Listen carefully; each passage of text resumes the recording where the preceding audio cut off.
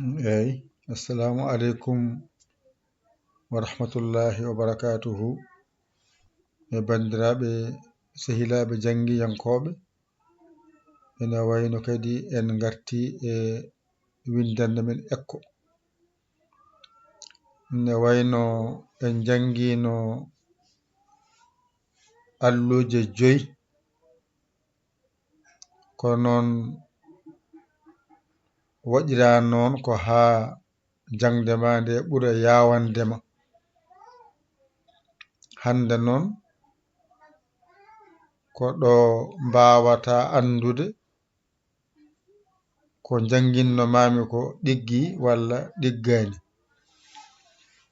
Janguinnomami ko ba mawɗo, janguinmami ɓa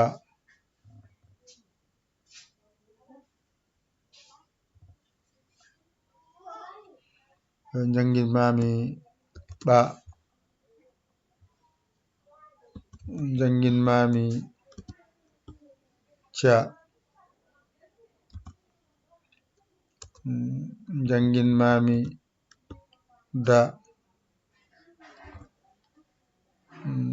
janguinmami Ɗa ɗeɗo 5 janguinnomami kollumami no masirte waɗira noon ko ekko bindol ngol ko hen jawata ɗum famde ɗo joni sen mbaɗi ayi en mbi joni ba ay baaɗi ay ɗo joni a andi ba a andi ɗi kañum rendi woni baaɗi ɗo henne mbaɗɗa ko cuu mo jangonɗa o mbadduɗa hen ɗi ayi keɓɗa cuuɗi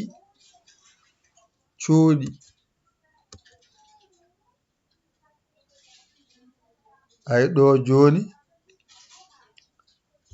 ay ɗo woni bo ay ɗo woni ɓi keɓɗa boɓi boɓi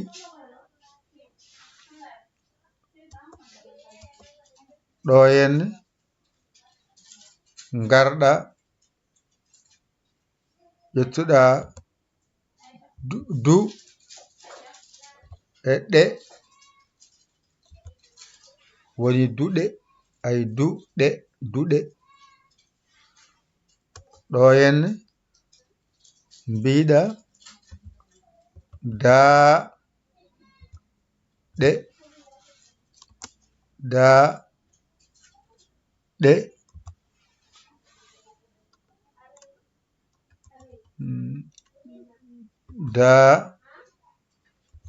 ɗe ay daaɗe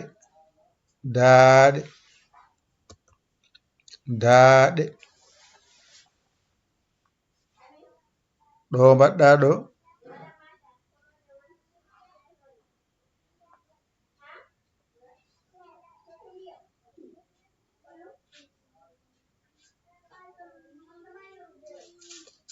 mbiɗa ɓawo gadda ɓanani mbiɗama ɓado ay ɓa e do ndendinɗa mbiɗa ɓado ay ɓa do ɓado ko woni ɗo ko hen mbawɗa dañde kaɗa haala ayi ɗo henne ko ɗo mbiɗa baaɗi ɗo henne mbiɗa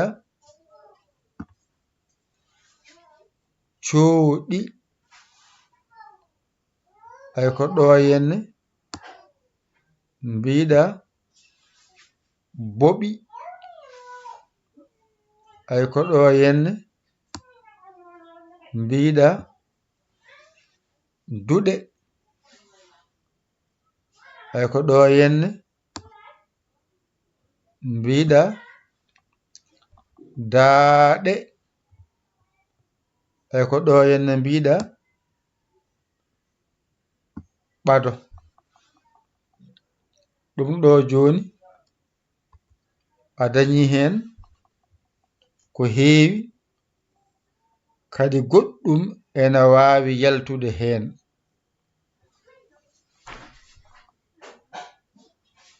Sa wi ɓodi ay ɓonani ɓodi ɓodi inani ɓodi mbiɗa bacca ay bacca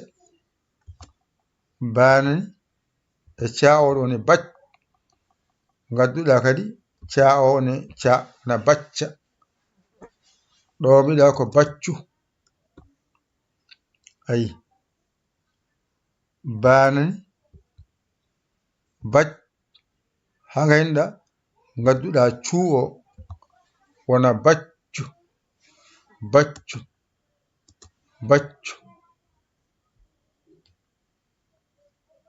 ɗo henne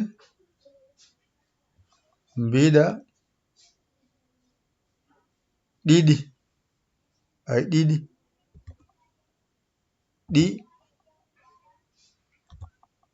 ɗiɗi ɗo mbiɗa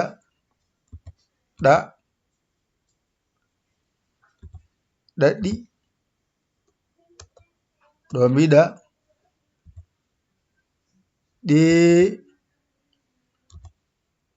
ɗeeɗi ay ɗum fof koye bindol jeeya ko ɗemgal ma wona ene fire a dañiɗo baaɗi a dañi cuuɗi a dañi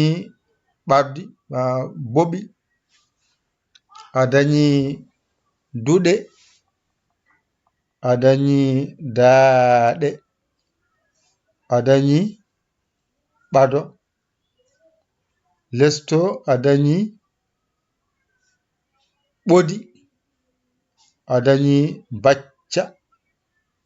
a dañi baccu a dañi ɗiɗi a dañi ɗaɗi a dañi ɗeeɗi nayi ɗo henne a dañi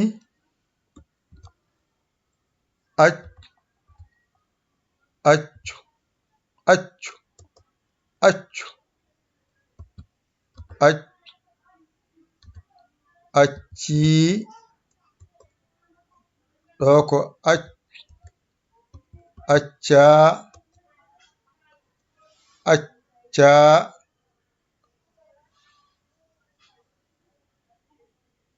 ɗacce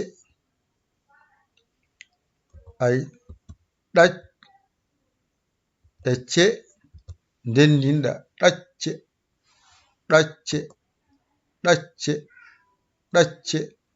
ɗacce ayde ɗacce wonayi ɗacce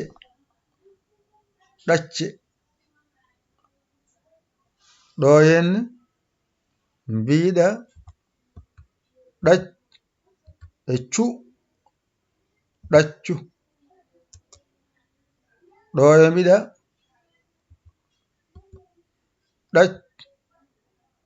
e cii woɗɗa ɗaccii ay aɗana winda aɗana janga ko ɗemgal ma ngal kaalata jamma e ñalawma joni ɗum ɗo e heewde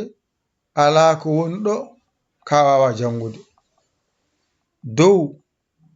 ko baa mawɗo ɓaa mawɗo caa mawɗo daa mawɗo ɗaa mawɗo tokoso a hollanomo ɗo sa waɗini baa tokoso